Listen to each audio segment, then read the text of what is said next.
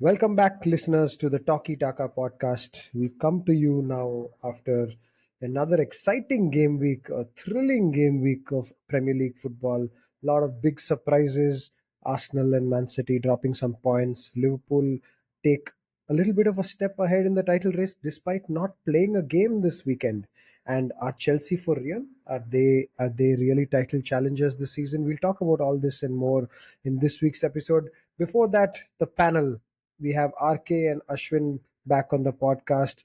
We'll start with you, Ashwin. How's your break been, and what is your talking moment of the week? A break has been mixed. I would say, as a United fan, we obviously have the new manager in place now. We lost two games back to back, one against Arsenal, one against Forest, which wasn't expected, to be honest. And the Man United soap opera continues, right? So Dan Ashworth is no longer at the hen. So yeah, I would say not that good a break. As far as my talking moment of the week is concerned, I'm going to go for well, maybe I will say, if I'm allowed to say that, a Man United fan. So Cole Palmer, right? What a what a performance from him, right? Two penalties, but he's got like 100% conversion rate as far as penalties is concerned in the Premier League. He was just running the show, and he's so cool in front of the goal. He's just such a good player.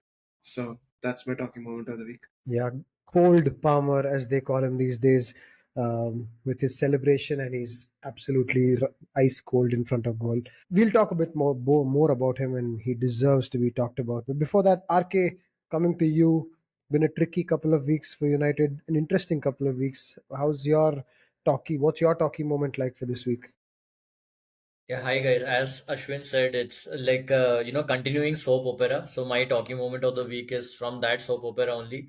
Two normally reliable players, responsible for the goals conceded. That too at the start of each half. Wouldn't have expected Lisandro to, like make mistakes which led to two goals. And Onana, obviously, he's been in the best run of form since joining United. He's been one of the best keepers in the league. I would go as far as to say that. And to see him make that blunder was also at that, and also the time at which it happened for us in the game affected us badly. So it's just the same old story of whoever comes in, whoever becomes the manager. It's the shit keeps happening. Extremely toxic. Some days being a United fan. So that's my talking moment. Yeah, a lot of things happening in the red side of United. But my talking moment is about the blue side of United, and things are quite blue on that side of town. Just as Liverpool dropped points against Newcastle, opening the door slightly for Man City. Somehow, Man City dropped points yet again against Crystal Palace. Nobody saw it coming. They are a little bit of a hoodoo team for Man City, it has to be said. But 2-2 against Crystal Palace, starting off the game well. Kevin De Bruyne looking in some kind of good form after a really long time. Still somehow dropping points. It's just not going right for Manchester City, and we're really wondering when this rut is going to stop. We expect it to stop once the players are back. Well, they're starting to be back, and it's still not looking that great. I think it's reminding me a lot of the that Jurgen Klopp season where things just couldn't go right, and we just managed to stay in the top four by the skin of our teeth. Like maybe 4 or 5 seasons ago, and maybe you just have to swallow it and just get to the end of the season. RK's talked about aging squad and all of that, and we'll get into those details because the first thing we want to talk about this episode is that title race. Before we get to Man City, though, I think the big surprise and the big shakers and movers of this week has to be Chelsea. So let's start there. So I'm coming to you, Ashwin, because you talked about it already. My first question is I know it's a little bit of hyperbole, but is Cole Palmer potentially the best Chelsea player we've seen in this era? I mean, when people talk about best Chelsea players, they talk about Drogba, sure, of course, iconic player. John Terry, of course, iconic player. These are longevity players, but I'm talking purely from a performance and skill aspect, from a pure peak point of view. The best season that Hazard had at I was Chelsea gonna was say around Hazard. Like, 16. would you Yeah, consider Hazard as part of this absolutely. I era? mean, from an attacking point of view, Hazard is probably the best that we've seen in a long time. And his Yeah. best season for Chelsea is around 16 goals. I think he's got around 14 or 15 assists in his best season. Cole Palmer just hit 22 goals last season with 11 assists, and he's got 11 goals already this season. I mean, yes, he is also an outstanding penalty taker, like you mentioned. But is he one of the best Chelsea players we've seen in the last 10? One of the best, maybe, yeah. I would still say Eden Hazard. The kind of things that he was able to do was just crazy. Not trying to say in any way that Cole Palmer is not able to do that. I think Cole Palmer seems very effortless, whereas Eden Hazard seemed like pure talent, and like the kind of dribbles that he used to do was like just out of the place. So I would still give Cole Palmer like maybe 1 or 2 seasons before I can rate him at Eden Hazard's level. I think yeah, it's just too soon. But having said that, like what a player. Like last season, I thought like, okay, maybe he's trying to make a mark. He's like one of those one season wonders that come every now and often and like, just diminish. And then Enzo Maresca came in and like his position was changed quite a bit as well. He moved to the right, so I thought, okay, maybe he's not going to be performing as well as he did for Pochettino, but like he just manages to find a way. Like he's just an incredibly good player, and it's even though he got just the 2 goals and both of them were penalties, he's always responsible for creating a lot of the goals. So he'll also get some of those assists as they say, right? So he'll get a lot of those as well. So he's like a genuine playmaker. Like I'm like mightily impressed by this guy. Coming to the overall team, RK, Cole Palmer, of course, leading the line once again, two seasons in a row now. Nico Jackson is in probably the form of his Premier League career so far. And I have to say, I think Liverpool has played the best football of the season so far. But if I'm to say who's next, I would probably say Chelsea. And from an attacking point of view, definitely Chelsea. I think they're looking extremely fluent all through for the last, I'm going to say, 7 8 games consistently, including the game against big like the big games against, say, Liverpool and things like that, where they looked really handsome in their efforts. So how serious are they as title challengers? Where are we talking about a title race between two absolute newbies? Are we talking about Arne Slot and Enzo Maresca for the title challenge, or are Arteta and Pep Guardiola going to come back? How serious are Chelsea? See, I don't think Chelsea should be taken as part of the title race because if you look at the points, it's 31 from 15, right? Which is round about the like 2 points a game mark. You would normally associate that with 75, 80 points over the season, which kind of okay, it's good enough for top three most of the time, but it's never enough for a title race. We have seen this kind of purple patches with other teams also in the past where they are not completely convincing on the whole, but they have these runs, and then you start thinking of them. Okay, they are only 5 or 6 points behind, but I think that's where Chelsea are right now because when you look at their games, yes, they are very good attacking, but do they have that stability? Defensively, do they have that enough control? It's obviously it's not a talking about the manager here. It's more of the kind of inexperienced squad that they have. They have a lot of these phases in games, right? Even against Spurs, Spurs had a very good amount of XG against them, right? So I would definitely not think of Chelsea being in a title race as of now. If obviously if it continues into 25 game 30, for the team of that experience, that's when I'll start thinking of them. But what is most impressive about them is how good they have been in attack. Because when Maresca came in, the whole vibe about him was how fans at Leicester used to get pissed off, frustrated with his style of play. So when he came in, for me, first of all, with Pochettino leaving after having a good season, and then Maresca supposedly being a very conservative style coach, I thought it's something that is going to hit Chelsea badly. But then he comes in and it's such a nice blend of attacking players and he uses them so well, right? It's kind of players who were not particularly lauded last season. Jackson also, people used to talk about how many chances he's missing. You have Joao Felix, who's basically had a kind of, you could say, a failed club career in certain ways. You have Sancho, who's we have talked about him a lot, how much he struggled, mentality issues, etc., etc.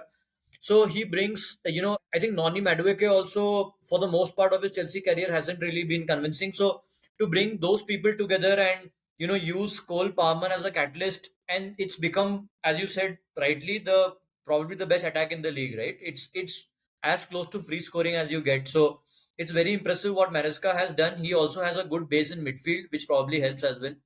But I mean, A word on Sancho. I think he was very impressive. Probably the first time in his Chelsea colors, I felt that, really impressive, because he had a few assists previous games, like in a couple of games, but I never felt that, he's done something different to what he used to do at United. However, in this particular game, I felt he was very dynamic. He was running at players, especially the pass that he gave for the penalty, the first Chelsea penalty. I think was a sign of what actually he's capable of. When he starts linking up with other players. Yeah, and I think one quick point on that Chelsea midfield, right? Because this is the second season for Lavia, Casado, and Enzo together, right? That is a really kick-ass midfield. I don't think there's any team in the Premier League, including Liverpool, who has such a strong midfield. Like overall, I would still say Liverpool is a much better team.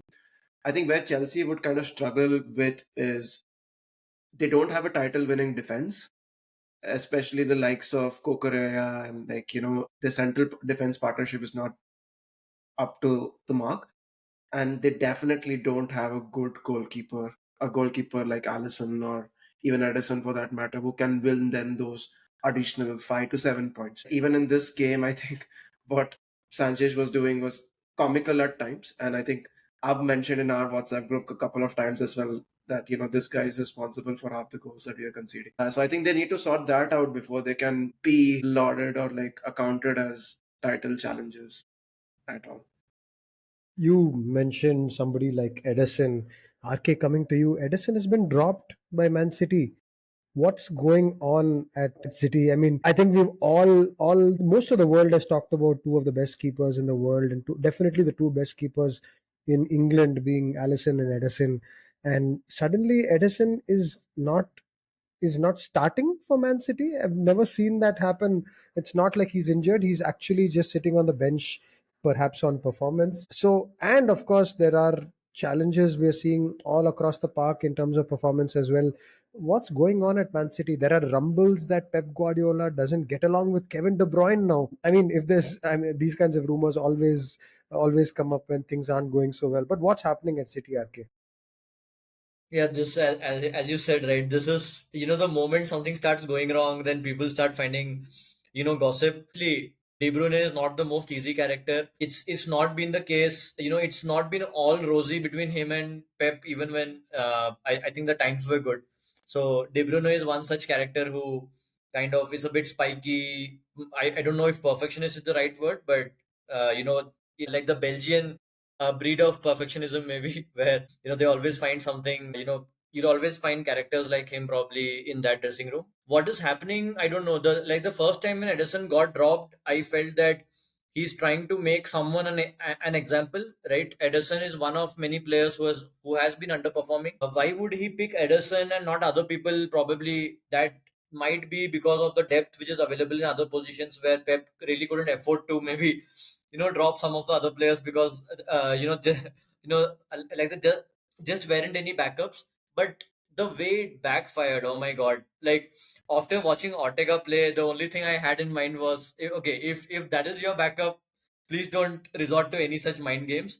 You can probably try dropping Haaland and maybe bring someone that would have a better result than that. But it's not the best of times for Pep. He's been constantly, like, some of the journalism has been pretty cheap, I would say, trying to get at him. And unfortunately for him, he's kind of responded to that. Even I think the best part of it was at Anfield, where Mm. he responded to with a six sign, and the kind of banter that people played on that was also great. Like, making this into 115, I think that was the best part.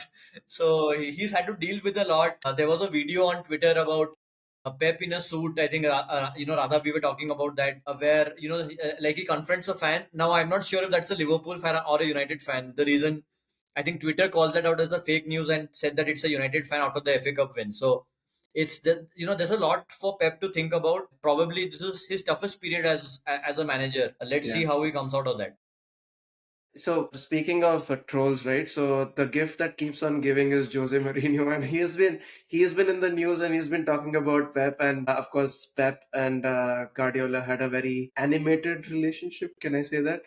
And of course Jose would love if City and Guardiola go into League One or the championship at least. So that has been quite amazing. One thing I just recalled while you're talking about Ortega. If you remember when Pep had started off at City, he did something similar and he took off Joe Hart and got Claudio Bravo. So it's something that we have seen before. I think Pep definitely likes to tinker things around, and from whatever I'm reading, he's definitely trying to rebuild another City team, and that's why he's signed this new contract as well. Although, yeah, Edison has been amazing over the last 5 6 years, right? So it's just incredible to see Edison just reduced to a bench warmer at the moment.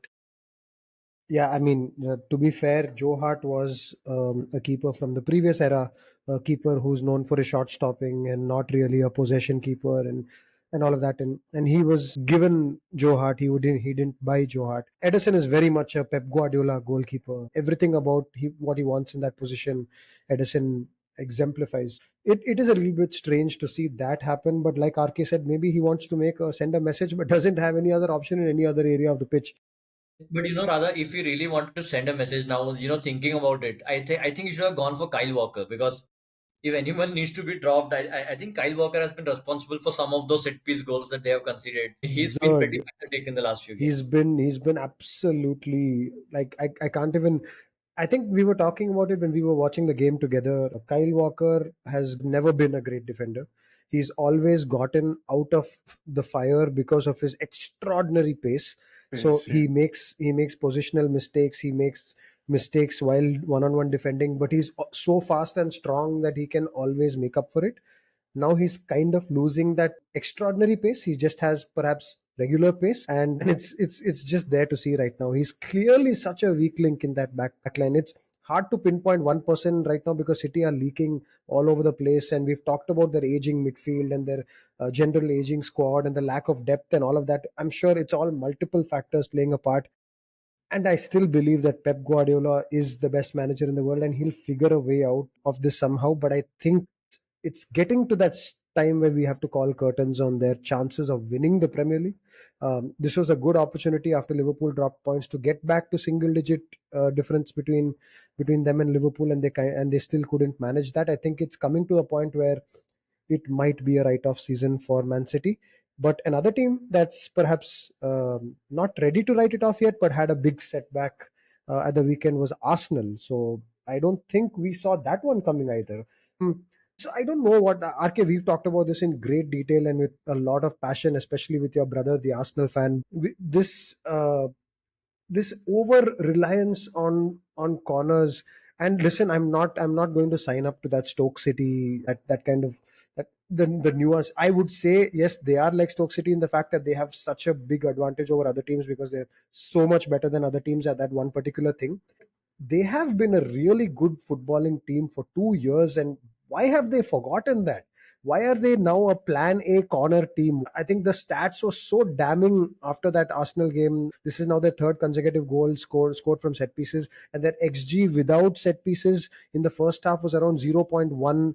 It's looking really dire, and they had two games after the international break where they were looking free scoring again, and they maybe conceded a few goals more than they would have liked, but they were looking free scoring. And now again they've had two tough games and back to square one where corner is plan A. What's happening there? See, I think I don't completely buy into, although I did that banter myself, but I'm not sure if it's a plan A tactic to score from corners. I think Ruben Amorim said that, Ashwin, if I'm not mistaken, I don't remember who said it, but I think Amorim did that. Probably there's a reason that the wingers go more on the outside. There's some manager who said that, but I'm not really sure. Looking at the general gameplay, it's not very obvious that they want to get corners necessarily. Probably they did it in a couple of games. I think the bigger reason is probably form of a couple of players that is affecting them more so on the left wing and up front. Kai Havertz, especially in the games where they haven't manufactured XG from open play, has been very, very ordinary. He's not really either helped them as a false nine by dropping deep and creating angles, creating, one twos, or neither has he basically been a presence in the box. And somehow he's not been able to trust Jesus also. I have not seen Havertz, being subbed off early, all that much as well. Martinelli, we all know his form issues for a very long time. Even when Trossard comes in, Trossard is a good player, but I think they lose some kind of pace, incisiveness on the wing. So I think a lot of it is to do with especially those two positions why they haven't created XG, and probably it leads into a situation where it's also at the back of the mind that they are so good in set pieces that although they are not actively looking for it, I think in some situations they try to manufacture those as well. So I'll just clarify. I'm not saying that they're going to the corner line and looking for a defender and kicking the ball off them to get a corner. That's not at all what I'm saying. I just mean that their best chances that they're creating are from set pieces only. They're not creating those open play chances like they were 2 years ago, and to a certain extent last season as well. They were so good at creating chances and just dominating teams on the pitch, right? At least when Liverpool have played Arsenal, I know that that has been the hardest game of the season. Away at Arsenal has been the hardest game of our season for the last 2 or 3 years, without doubt. It's been harder than Etihad away. But right now, it's looking a little bit like if you let them play in front of you, and yeah, maybe it's about the form of certain players and the incisiveness that's lacking. And you have to obviously acknowledge that Odegaard is just coming back, although he looked great. All that you have to acknowledge, but it's looking like you can let Arsenal play in front of you. It wasn't looking like that last season. You can't afford to let them play, and they will eventually get past you, is the feeling I had last season. Whereas this season, I feel like they are going to score out of one of these set pieces no matter what. But if they don't have a set piece, they look manageable, which is a little bit of a surprise to me. So one thing I want to add here is that like I'm sure like Arteta does not want to use whole this set piece thing as his plan B, right? Like plan B would ideally be an attacking player coming off the bench, right? Because the likes of Martinelli haven't been performing, so you sub him with Trossard. He's always been the kind of player who will give you some goals, but not like, he's not going to be the main guy. They signed Raheem Sterling to do that. Remember him? He hasn't done anything, right? So I think somehow Arteta knows that, okay, if my plan B is bringing Raheem Sterling and Strosa, who are not going to provide me as many goals as I want, then I'll just resort to something that I know that will give me goals. So I think they've scored like some 12 goals of set pieces in 2024 or from the start of last season, something of that sort. It's just crazy the amount of goals that they've got from that.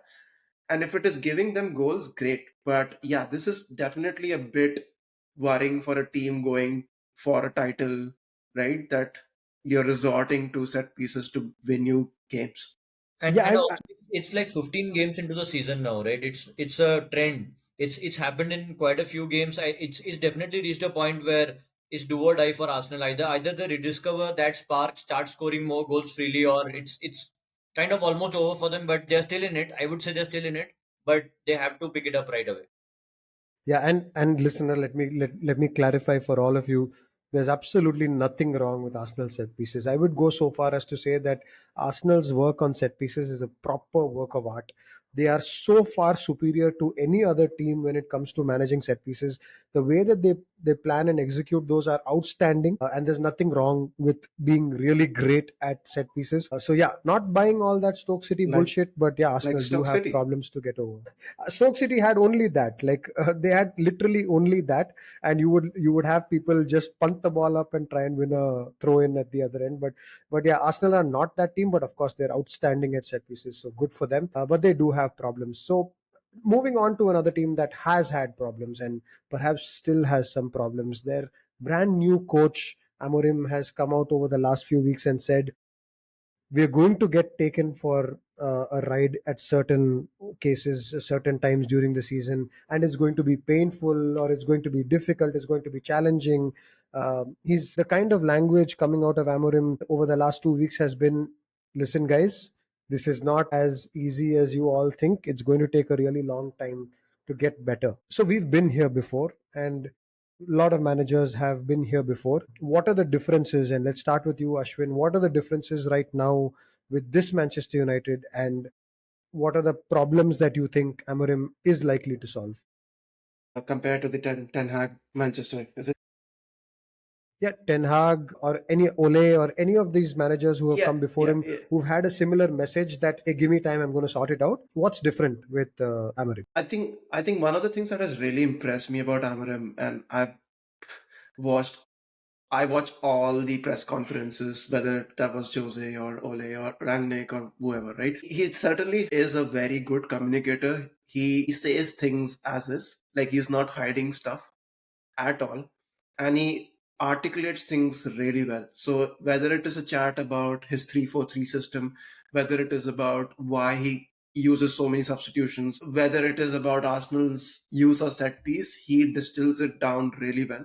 So I am super impressed with that, because one of the allegations, if I can use that word, against Ten Hag was that he wasn't charismatic enough and his communication seemed very dry at the press conference with the players. There was a really nice interview from with Manuel Ugarte as well, and he's of course worked with him at Sporting, right? And he says that he's an excellent communicator, and whatever he's trying to communicate with the players goes down really well. He was a former player as himself. He's not too old. He's like what, 39 or 40. So he's played like 7-8 years back, so he knows exactly what the players are going through. So I am very impressed with that. I want to give him time for sure, even though we have had like back-to-back losses. And the loss against Forest was, I think it was our first loss against Forest at Old Trafford in like 70 years or something. So which is like incredible. We keep making all these unwanted records which we don't want. And I mean, those kind of things are expected, but we need to give him time. He needs to bring in his system. The players need to buy into it, and I can already see that happening. There's a definite identity that we have. It's not just clicking when it comes to the attack. I think identity is the right word you used, Ashwin. So I think that's been one of the things that's clear to see. I was also impressed with the way he distilled the two biggest problem areas. I think as fans, we keep talking about those two problem areas. So the moment he walked in, he said the two biggest problem things are that one is how careless they are with the ball, and the second thing is how much they need to improve their work ethic off the ball, and how much they need to improve tracking back. So I think as fans, we have lived through that. So for someone to just walk in and that was the first problem, to come out with that, I think was it showed that okay, this guy already knows what he needs to fix, or at least some of the things that he needs to fix. So that has been good. The identity part, has been good. In fact, probably the first 3 or 4 games was a slow upward curve, especially I would say, even though we didn't create anything against Arsenal, the first half for me was very impressive because we got the home crowd really frustrated. They started jeering their team a bit. Arsenal themselves started to go long. They started to kind of, not try to build from the back towards the end of the first half. So I would say tactically it was a big success, although we were not very good with the ball. But, the game against Forest was all too familiar, where everything comes crashing down, the morale suddenly dissipates, you make one or two big mistakes and starts to reflect on the team. And I think came out of the game having a very, very bad feeling, very, very familiar feeling about, how momentum fritters away, confidence goes away, and probably now it's where the actual task begins, for Amorim. And there's also a problem, definitely a problem. It's not a narrative anymore, right? Until they fix it, it's a problem. That's the set pieces. It's especially the goal conceded against Forest was very poor, putting the biggest player of Forest against Lisandro Martinez, who has his attributes in the air, but I think defending with a standing foot at a set piece is not one of them. He definitely needs better planning, better support in that. Probably that kind of fed into his confidence also as the game went on. You never know. So I think set piece is a major thing that we need to solve. We need to solve these needless mistakes which someone keeps seems to keep making game after game, because it completely affects the momentum of the game and where the team is trying to take that. So I mean, let's see. I So think it's going to be a long, long, painful path, but hopefully he improves us. just I mean, you mentioned identity, and that is a critical aspect of something, what every team tries to create on the pitch. But one of the steps that Manchester United has taken as soon as Ineos took over is preserving and creating and preserving that identity through their appointments off the pitch. and Dan Ashworth was a key aspect of that. Building that technical structure, the director of football, technical director, sporting director, whatever you call it, all of that is to maintain your identity. And Ashworth was hired to do a certain job and very quickly fired. And it's been 4 or 5 months. It's been as about as much time as they waited to get him into the job. And this is perhaps along with the fiasco of trying to increase the prices and some of the things that have been happening behind the scenes of like cutting down on a lot of basic things that employees were allowed to do. There's a little bit of bad press starting to crop up about the INEOS management, and articles, of course, like you said, if things start going wrong, they start pouring in. So articles are being written about how INEOS has actually not had a successful sporting venture in football. In their they don't have a success story in football, at least. Are you guys a little worried about what's happening behind the scenes? I understand we'll be giving Ruben Amorim all the time that he needs on the pitch, but behind the scenes, are you worried, or are things still moving in the right direction? I mean, it's too soon again, right? So he has made some really unpopular decisions, but if you look at all the ventures that he has had, right? He has made really unpopular decisions there as well. Let's be honest. He is a Manchester-born businessman, right? So he made his money making all these unpopular decisions. Some of the business logic that he gave around increasing the ticketing prices, he said that it is silly that Man United matches are cheaper than Fulham games, for example. Like, I just doesn't make sense to me. Like, the fact that he has increased the prices to £66 middle of the season would give him 2 million more, and that is the amount of money they paid to get Dan Ashworth off Newcastle. They paid like 22 million to Ten Hag and his coaches. So that is again a lot of money that has gone, and a lot of expensive signings that they have made, or a lot of expensive business decisions that did not work in their favor. But I will give him the benefit of doubt still, because this is a team which is known to run a sporting empire, if not successful football teams, right? So the teams that they've bought in football, there's a team based in Switzerland. I think it's called Lausanne FC or something, Nice, and there's one more team. So they're not really big teams. This is a huge team, probably one of the biggest teams in the world. So anything that they do would be scrutinized much more than it would have been had they done it in like Switzerland or France or something. So I So think I I think think the point that I was making and that I read on the article, Ashwin, is that, yeah, like you're saying, he has some other ventures in sport, like all the clubs you mentioned, but his success has still been petrochemicals. It's not been so much in sports business or sports. And some of the decisions that you're talking about, for example, giving Ten Hag a new contract after well documented disinterest in Ten Hag in the summer, and then quickly following that up by firing him, and then Ashworth, and then quickly following that up by firing him. These are expensive decisions. And okay, on the one hand, if you're a real optimist, you can look at it and say, oh, he's decisive, he's ruthless, he's going to get United back by cutting off anybody who's below par. And the other way you can look at this is a little bit Todd Bowley-esque, where he's pointing and shooting and seeing what sticks. That's the way I read it. It's a balance between the two right now, and you never know which one is actually going to dominate more than the other. What do you think, RK? Yeah, I mean, see, when these kind of things happen, and you also combine that with the ticket price increase, and you combine that with the disability budget being reduced by half, and what numbers are we talking about? It's 40,000 pounds became 20,000 pounds, right? So then you start questioning the logic, behind the brain who is making the decisions. Because why would you do such kind of things, inconvenience? I mean, for me, disability crowd, you should place them at the top of the pile. And cutting budget by 20,000 pounds for that, it doesn't really make any kind of business sense. Also, to me, I'm completely with him if he's trying to turn it into a healthy business. But 20,000 pounds doesn't make any difference, right? And when he does that to Ashworth, especially, probably Ten Hag, I would have thought is more of a hindsight call. Probably during the summer, I felt that okay, let's retain him for one more season. But I mean, that's for another day. But when you start doing it for two people, then the next question obviously is, will he do that to Amorim in 3 to 4 months?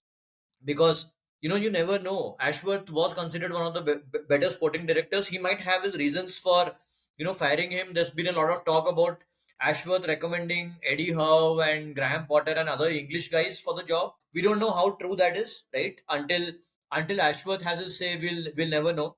But I don't know if that is enough grounds for firing a sporting director who's supposed to put a structure in place, not just recommend the next guy to come in charge. Although, I mean, if Radcliffe actually thought that the next United manager needs to be one with a lot of charisma, I think probably he's got some kind of like football logic which is working, which made him think of that. But I mean, I would put it more negative than positive. I think after all these 10, 11 years, I think it's probably me being a like very cynical as well. But I think a lot of these are warning signs. So I would treat it with a pinch of salt until he actually proves me wrong. Yeah, so so it's still I think it's still very early to judge him, right? So I know you mentioned about the success or the lack of that he has had in other sporting ventures. I would argue that like there are certain sporting ventures that he's been a good, like INEOS has been a good sponsor. So we talk about Mercedes. Of course, it's all Toto who got all those championship, but like Toto himself says that Ratcliffe is a great administrator. He's a great advisor, and like he has been very much responsible for that eighth championship that they won, and then the rugby union, and then British. The cycling team even after Sky kind of pulled out, like they still won a few championship before it started going down. So what I'm trying to say is not that they are going to transform everything. I feel that they have the know-how and the expertise of running a sporting organization, and I will give him the benefit of doubt as far as managing the fortunes of this club is concerned. I think time is of the essence. The Glazers have not done anything over the past 15 odd years. He has been trying to do something. Some of these decisions are unpopular, and he said that some of the decisions that I will be making will be unpopular. Let's see how the Ruben Amorim thing works out. Let's see, what really happened with Dan Ashworth. If reports of him suggesting the likes of Gareth Southgate and Eddie Howe and not being decisive enough are right, then maybe it was the right call that Ratcliffe took of letting go of him. And also, I've been hearing stories about how Omer Barada and like Wilcox and Ashworth had like a lot of, you know, duplicate responsibilities. So maybe we did not need Dan Ashworth in the first place. And he realized that, and that's why he's gotten rid of him. I think innocent until proven guilty. Let's give him time and let's see how it works out. If what you're saying, especially right there at the end, is true, Ashwin, then that is guilty right there. I mean, if you don't have a clear role definition in mind before taking your steps and making such decisions, that is a bit of a red flag. It is, but he has taken that call though. So That's what I'm saying. I'm saying it seems impulsive. It seems a lack of planning in that. If you describe it that way, it seems like not a really well thought through decision. But anyway, it is early, and maybe there are things that we would never know about as to why Ashworth and him and maybe Barada didn't get along, and maybe it was the right decision for everybody. It'll be interesting to see if they hire somebody else. That will be, I think, a telling point in all of that if they do need that position at all. But all right, so very much a work in progress both on and off the pitch for United. We've had some Champions League games. Last night, Liverpool got their sixth win and they're looking handsome at the top of the Champions League table. Currently, they qualified in the top eight. Currently, Madrid finally got a win, although a lot of people will say with a lot of luck. A lot of big games like Dortmund and Barcelona coming up tonight as well. Some exciting games in the Champions League. And we will talk a little bit more about the Champions League after the next round when we have a little bit more idea who's making the top and who's going into the qualification. But just before we end this episode, so much talked about Man City and Manchester United in this episode, and they play each other next week. So both teams have problems of a different kind. Without going to RK because he's going to jinx it, let's come to you, Ashwin. What do you think is going to happen? it's a weird time to be playing City, right? Because they've been drawing or losing so many games, and then like I don't think there's been ever been this underwhelming kind of a Manchester derby. I think the added dynamic is that Ruben Amorim obviously beat Pep Guardiola in his final Champions League game as well, so Pep would definitely want that revenge as well.